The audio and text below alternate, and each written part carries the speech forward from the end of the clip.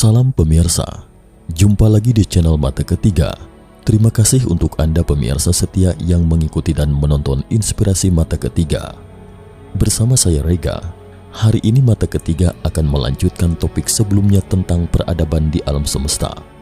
Dalam edisi sebelumnya disebutkan tentang peradaban tingkat 0 sampai pada tingkat 3. Peradaban tingkat 0. Peradaban tingkat 0 menggunakan sumber daya alam di planetnya seperti pohon, batu bara, minyak, dan gas alam sebagai sumber energi. Ciri khas peradaban ini adalah bahwa setiap roket mengandalkan bahan bakar kimia untuk pendorong. Namun peradaban ini sebanding dengan tahap bayi dalam tingkat peradaban, hanya dapat merangkak tetapi belum bisa berdiri dan berjalan. Peradaban tingkat 1. Peradaban tingkat ini adalah peradaban yang mampu menguasai atau memanfaatkan semua energi atau sumber daya yang ada di planetnya. Peradaban tingkat 2. Dalam peradaban tingkat 2, manusia sudah mampu memanfaatkan semua energi dalam suatu bintang atau bisa dibilang energi dalam tata suryanya sendiri. Peradaban tingkat 3. Peradaban tingkat ketiga adalah peradaban galaksi. Energi yang dibutuhkan tingkat peradaban ini akan meluas hingga ke seluruh galaksi dengan kemampuan untuk melompat keluar angkasa. Tetapi karena semakin jauh jarak lompatan ini, maka semakin tinggi pula energi yang dibutuhkan, sehingga tingkat peradaban ini pada dasarnya terbatas pada galaksi tempatnya berada. Menurut Nikolai Kardashev, peradaban tingkat 4 tidak mungkin, jadi dia tidak melewati tingkat 3 ini. Namun kita bisa mendapatkan wawasan tentang peradaban tingkat tinggi ini melalui prinsip dasar energi dan teknologi. Peradaban tingkat 4. Peradaban level 4 adalah peradaban kosmik. Jejak peradaban pada tahap ini telah menyebar ke seluruh alam semesta, mengumpulkan energi bintang di berbagai galaksi, tidak dapat lagi memenuhi keinginan mereka untuk melintasi di antara triliunan galaksi. Mereka berpaling dan mencari sumber energi yang lebih besar. Bintang neutron adalah salah satu dari sedikit bintang di akhir evolusinya. Benda langit ini terbentuk menjadi bintang kecil dan padat setelah runtuhnya gravitasi. Kepadatannya setara dengan mengompres seluruh gunung Everest menjadi bola kaca atau mengompres bumi menjadi sebuah bola dengan diameter 22 meter. Jika manusia berdiri di atas bintang neutron, gaya pasang surut akan langsung menghancurkan tubuh manusia menjadi partikel, dan akan terjadi ledakan supernova yang belum pernah terjadi sebelumnya ketika bintang neutron runtuh hingga batasnya, dan energi yang dilepaskan seketika melebihi total energi radiasi dari fusi nuklir sebuah bintang miliaran tahun.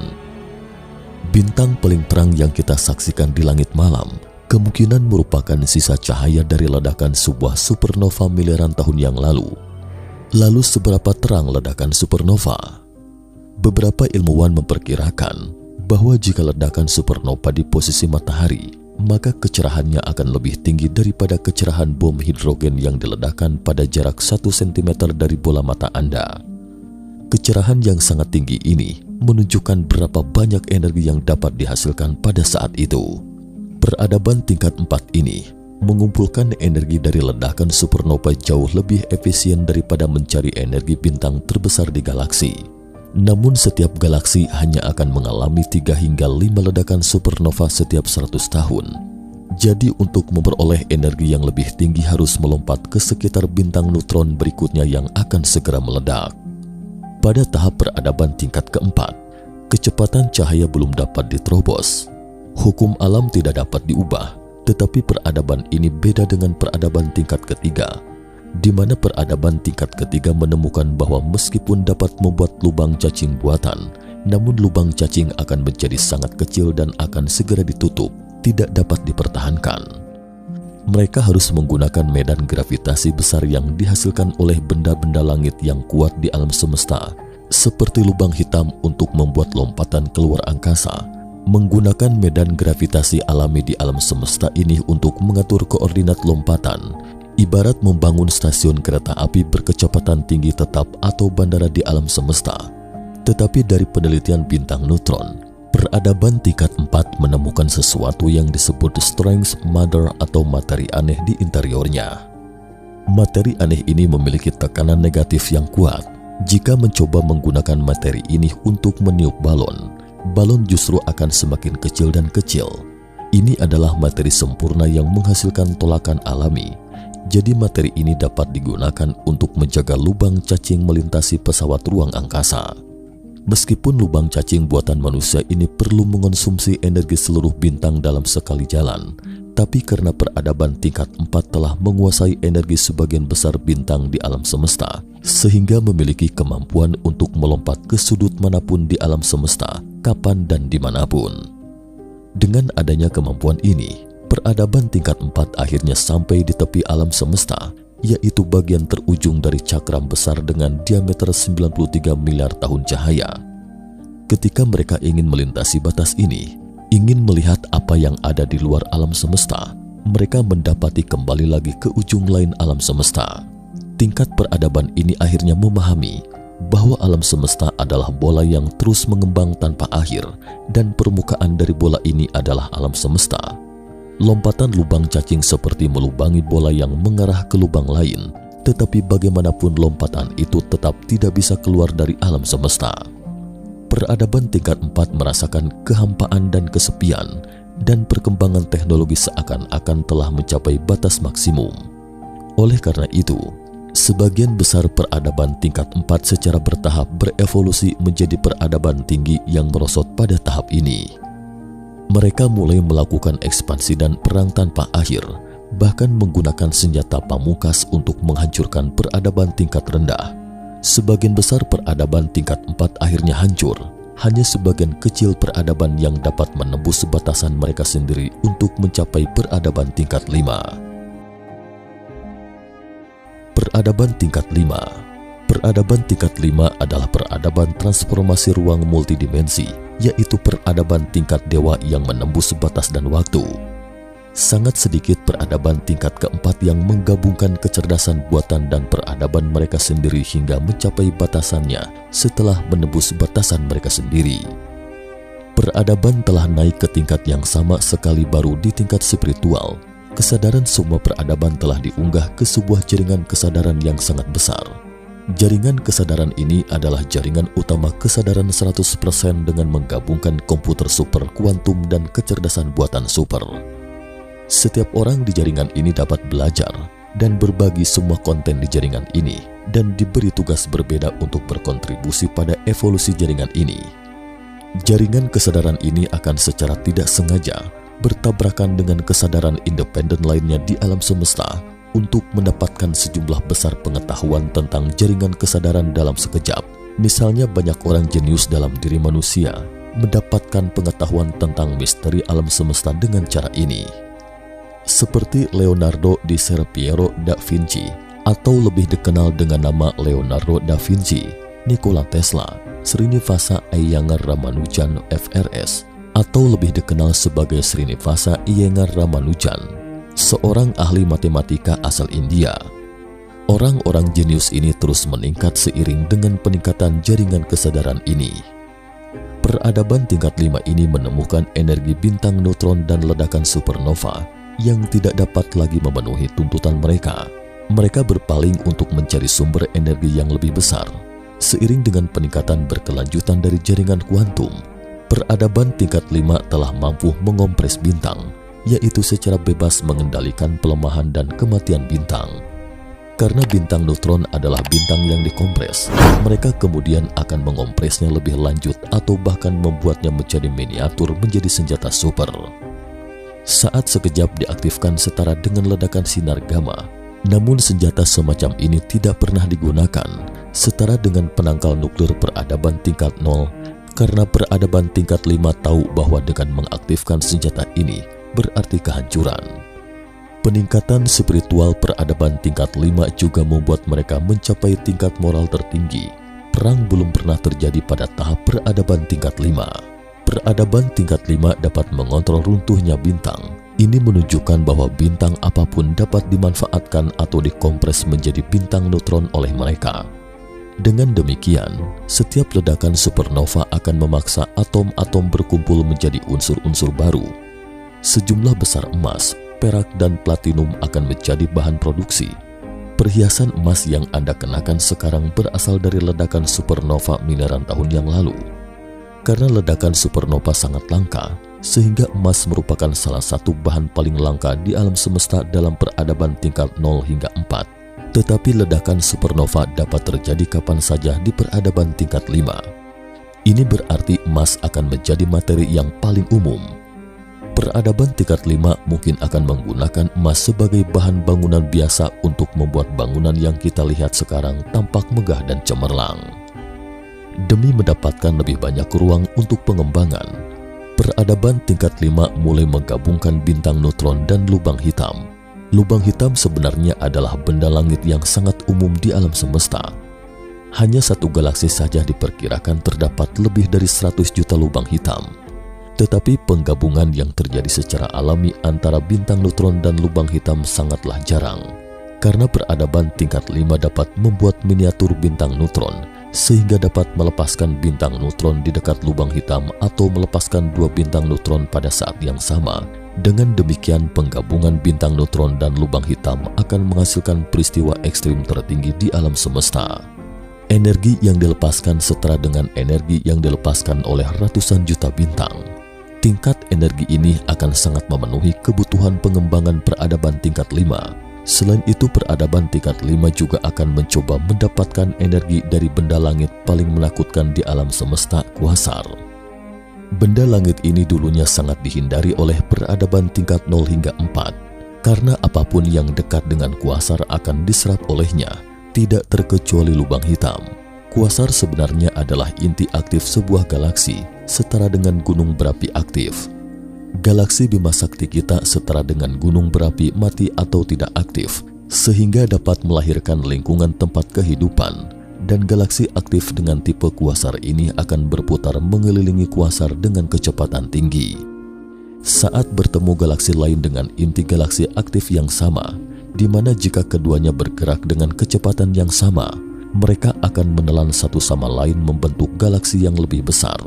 Inti dari kedua galaksi ini pada akhirnya akan membentuk inti, dan inti utamanya adalah kuasar.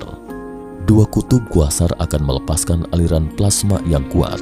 Inti dari kuasar adalah sebuah lubang hitam super yang akan merobek segala sesuatu di sekitarnya dan melepaskan energi yang setara dengan 1000 kali yang dilepaskan energi semua bintang di Bima Sakti. Ledakan supernova di depan kuasar bagaikan menyalakan petasan di depan bom nuklir. Perlu dicatat, ini adalah peristiwa penggabungan antara galaksi-galaksi super besar, dan pusat kuasar ini adalah pemusnahan antimateri. Dengan demikian, peradaban tingkat 5 akhirnya mengembangkan mesin antimateri dan menemukan bahwa kecepatan pengembangan alam semesta melebihi kecepatan cahaya, sehingga menemukan bahwa meskipun tidak ada materi di alam semesta yang dapat melebihi kecepatan cahaya, semakin dekat dengan kecepatan cahaya, masanya akan semakin besar tak terhingga. Akan tetapi, waktu dan ruang di sekitar pesawat ruang angkasa dapat berakselerasi dengan kecepatan cahaya, sehingga ruang di sekitar pesawat ruang angkasa bergerak lebih cepat dari kecepatan cahaya saat tidak bergerak dan kembali ke masa lalu. Bagi orang-orang di dalam pesawat ruang angkasa, waktu akan menjadi lebih lambat dan akan berhenti ketika mencapai kecepatan cahaya dalam sekejap. Kemudian waktu mulai berjalan mundur setelah melampaui kecepatan cahaya. Awak di pesawat ruang angkasa dapat melihat apa yang terjadi pada koordinat mereka. Namun mereka hanya bisa melihat pemandangan masa lalu, tapi tidak bisa berbuat apa-apa. Atau dengan kata lain, setelah mencapai peradaban tingkat 5, Anda tetap tidak bisa mengubah masa lalu, karena ini adalah hukum alam. Tapi kelebihannya adalah Anda bisa tahu apapun yang terjadi dan kapan saja selama fase tersebut pada peradaban tertentu. Bagi peradaban tingkat 5, drama sejarah adalah refleks dari peristiwa nyata. Anda bisa tahu bahwa apapun yang terjadi dalam sejarah adalah nyata dan asli. Prinsip yang sama, waktu akan melambat saat mendekati kecepatan cahaya. Dengan demikian, dunia di luar ruang dan waktu secara relatif menjadi lebih cepat terhadap Anda. Anda juga dapat melakukan perjalanan ke masa depan, tetapi Anda tetap hanya dapat melihat, namun tidak dapat melakukan apapun. Peradaban tingkat 5 dapat mengubah bumi di ruang 3 dimensi menjadi ruang 4 dimensi. Dengan demikian, Anda dapat kembali ke masa lalu bumi dan menuju masa depan bumi. Anda dapat bergerak dalam ruang 3 hingga 4 dimensi secara bebas. Ciri khas dari peradaban tingkat 5 adalah menciptakan kehidupan. Karena memiliki kehidupan yang hampir tak terbatas dan energi tak hingga, mereka mulai menciptakan kehidupan di planet tertentu di suatu galaksi. Misalnya mendorong sebuah benda langit ke planet yang layak huni, membuatnya menghasilkan atmosfer dan lautan, kemudian menjatuhkan komet yang membawa benih kehidupan ke lautan. Setelah itu mereka akan memberikan perlindungan dan intervensi yang sesuai selama lahirnya kehidupan. Ini seperti merawat tunas pohon. Jadi bagi peradaban tingkat 5, menciptakan kehidupan sama dengan menanam pohon. Dalam proses lahirnya peradaban, pencipta dari peradaban tingkat 5 akan menitiskan dirinya pada seseorang dan menjadi pemimpin di zamannya. Misalnya dalam sejarah manusia, Musa, Yesus, Ibrahim, dan Lao Tzu, ahli filsafat dan pendiri Taoisme Tiongkok dan sebagainya, membimbing manusia pada tingkat ideologis dan spiritual. Namun karena ada lebih dari satu pencipta peradaban ini, sehingga sebagian dari konflik agama dan ideologi di muka bumi saat ini juga bersumber dari peradaban pandangan di antara pencipta peradaban tingkat kelima. Peradaban tingkat kelima layaknya dewa bagi peradaban tingkat 0. Pertama dan kedua mereka adalah Tuhan. Tetapi Tuhan ini juga berpikir jika mereka dapat menciptakan kehidupan, lalu siapa yang menciptakannya? Peradaban tingkat 6. Peradaban tingkat 6 adalah peradaban alam semesta paralel. Peradaban tingkat 5 memiliki kemampuan melakukan perjalanan ruang dan waktu. Ini adalah peradaban tingkat Mahadewa. Manusia terinspirasi oleh pemikiran fantastis dari peradaban tingkat tinggi, yaitu jika ingin berevolusi ke peradaban yang lebih tinggi, mereka harus melenyapkan fisik mereka dan eksis dengan gelombang elektromagnetik. Ini adalah bentuk energi murni. Dengan demikian akan berkembang ke dimensi yang lebih tinggi. Dark matter atau materi gelap. Materi gelap telah diketahui keberadaannya sejak peradaban tingkat 0. Tetapi materi ini tidak terlihat dan tidak berwujud. Keberadaan materi ini diketahui melalui medan gravitasi. Setelah miliaran tahun penelitian, fungsi sebenarnya dari materi gelap ini masih belum jelas. Oleh karena itu, meskipun semua teori fisika telah dipelajari hingga berakhir di peradaban tingkat kelima, hanya materi gelap satu-satunya bidang yang belum dapat dipecahkan. Sebenarnya materi gelap berada di garis lintang tinggi. Hanya garis lintang yang lebih tinggi di atas 4 dimensi baru dapat melihat keberadaan materi gelap. Sementara gravitasi dapat melintasi dimensi, sehingga peradaban yang berada di garis lintang rendah hanya dapat menafsirkan keberadaan materi gelap, tetapi tidak dapat mengamatinya. Dark matter atau materi gelap seperti lem yang merekatkan 2 lembar kertas menjadi satu.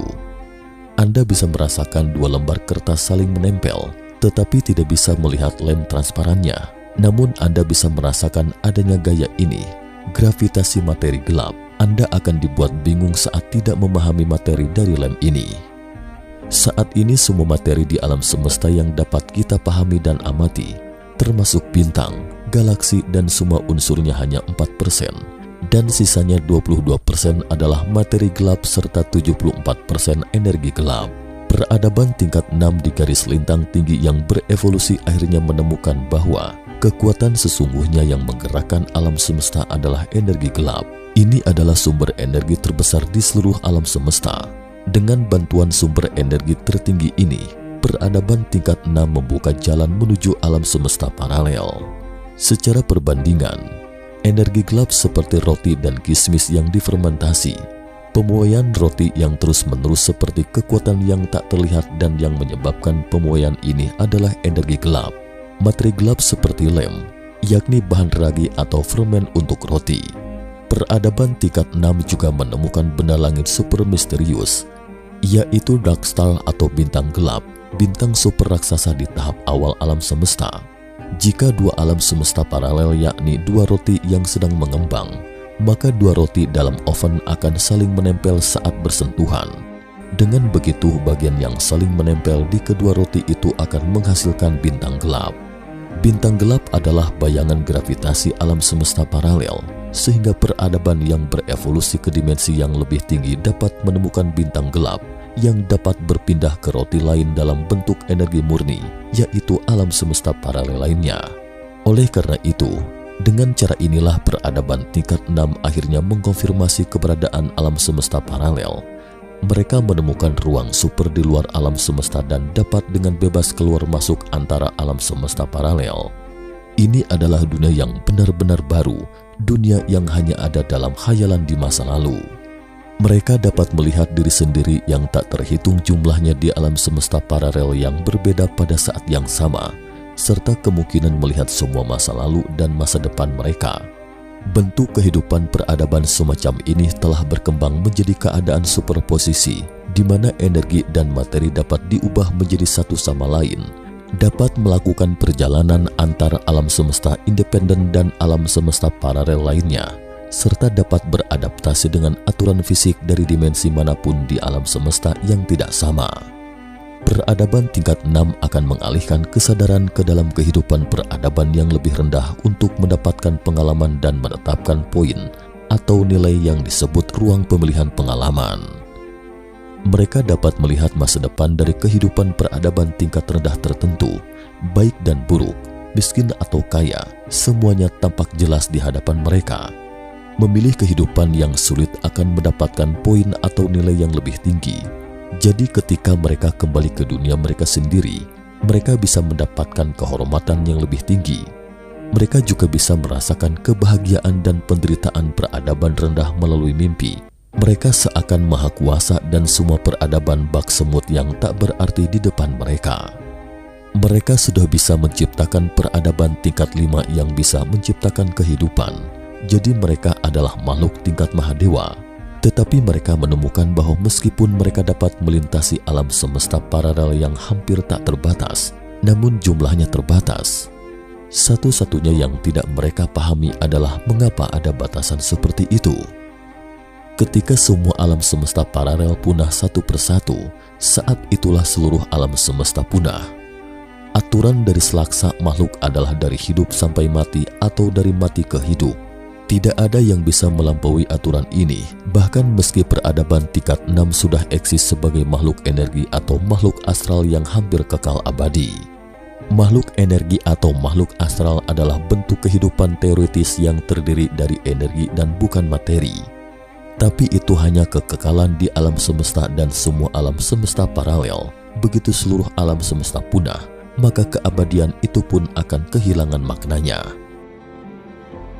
Peradaban tingkat 7. Peradaban tingkat 7 ini adalah peradaban pencipta. Semua kesadaran peradaban ini telah kembali ke satu kesadaran, artinya satu-satunya sekaligus segalanya. Tidak ada peradaban yang bisa mencapai peradaban pencipta, karena peradaban pencipta adalah satu-satunya yang eksis. Tidak bisa lagi digambarkan sebagai peradaban, hanya bisa digambarkan sebagai eksistensi. Peradaban pencipta adalah semacam eksistensi yang menciptakan semua alam dan merupakan pembuat dari semua hukum alam. Peradaban tingkat 7 telah merumuskan semua hukum fisika, hukum superfisika, dunia kuantum dan dunia makrokosmos adalah kekekalan yang sesungguhnya. Ia dapat memanipulasi ruang dan waktu dengan bebas. Ia tidak menciptakan kehidupan, ia hanya menciptakan alam semesta. Dari yang besarnya hingga alam semesta, sekecil quark, materi dan antimateri, energi dan energi gelap dan segalanya. Energi dan materi di alam semesta diciptakan olehnya. Ia menciptakan alam semesta di hyperspace ini seperti menyalakan sebatang lilin. Tujuannya adalah menjaga agar lilin-lilin ini terus menyala tanpa henti. Ia bukan Tuhan kita, tapi Tuhan dari segala dewa. Bagi peradaban pencipta, seperti apakah sebenarnya eksistensi mereka itu? Sebaiknya tidak perlu Anda bayangkan, karena Anda tidak memenuhi syarat. Nah pemirsa, demikian ulasan mata ketiga kali ini tentang peradaban tingkat 4 hingga 7. Ikuti episode menarik lainnya di channel Mata Ketiga. Jika Anda menyukai video ini, jangan lupa klik like, subscribe, dan share. Jangan lupa kunjungi selalu channel Mata Ketiga untuk mengetahui informasi tentang peristiwa misterius lainnya. Jika Anda punya usul dan pendapat, silahkan tinggalkan komentar. Terima kasih dan sampai jumpa lagi di episode berikutnya. Salam.